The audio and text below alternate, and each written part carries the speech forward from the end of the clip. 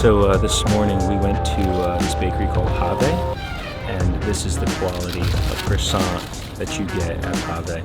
And we walked a few blocks from now at the train station. So we're just gonna hang out at the train station, eat our breakfast. Sarah, you got I got a croissant with custard. Corn custard. which I'm definitely gonna be taking a bite of in a minute because shine on that. that sounds really good. Although I love classic croissants, but the custard sounds amazing. How is it? Really good. First bite. Okay, here we go.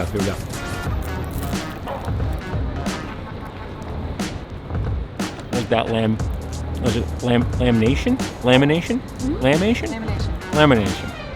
Look at that lamination. Yeah, lots of layers. It's like literally crispy, just falling off of the croissant. It's so good. Oh man. This is what traveling to Europe's all about. Honestly, like a really good croissant. It's nearly impossible to find a good croissant in the United States unless you go to Live Bread in Milburn, New Jersey. It's the only good croissant I've ever had in the United States. Just getting to the custard. I can't wait. Oh man. This is not just a regular croissant. There's a little bit of jam in there. I don't know if you can see it. I don't think the camera is able to focus on this right now. But there's a little jam. Apricot, maybe. Amazing. So good. Custard's fantastic. What's it called? Pave? Pave. But I will say, all the tables were taken, and there was a considerable line outside. Not long, but the line was moving really slow.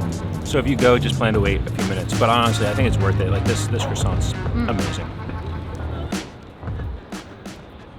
All right, we're about to leave Milan. Next stop, Lake Como. Lake Como. Here we go.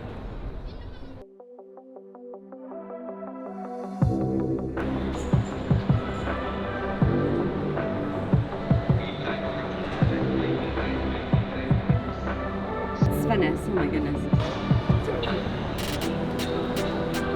I almost bought 2 tickets to Venice instead of Verona in Lake Como. Thank God I caught that error.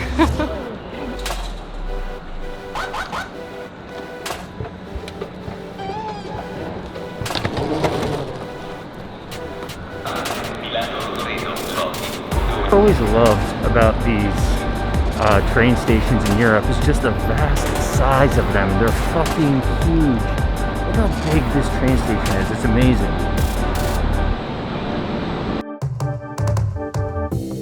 If you're like us and plan to travel between cities, do yourself a favor and research which trains to take and when ahead of time.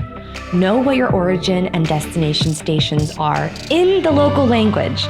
It sounds obvious, but it really makes for a smoother travel day. I also like to list out a couple of departure times so we have options. Sleep in and miss the 10 a.m. you wanted to take? Well, you know there's another express at 12 and don't have to stress. A few travel tips. Don't worry about pre-booking regional trains, especially if you're traveling from Lake Milan to Lake Como. A direct train runs about every hour and are never too crowded. Don't be afraid to ask for help.